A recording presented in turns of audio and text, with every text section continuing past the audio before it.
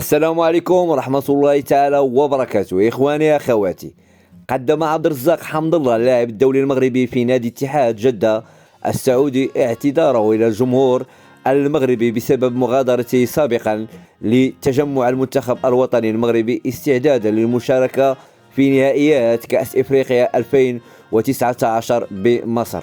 وأكد عبد الرزاق حمد الله اللاعب الدولي المغربي في نادي اتحاد جدة السعودي جاهزيته بدنيا ونفسيا للمشاركة مع المنتخب الوطني في نهائيات كأس العالم المرتقبة في الفترة الممتدة ما بين 20 نوفمبر و 18 دجنبر 2022 بقطر. وقال عبد الرزاق حمد الله في إحدى البرامج الحوارية على قناة MBC أكسيون مساء اليوم الأحد أن مغادرته للتجمع التدريبي للمنتخب الوطني المغربي شهر يونيو 2019 تبقى النقطة السوداء في مسيرته الكروية.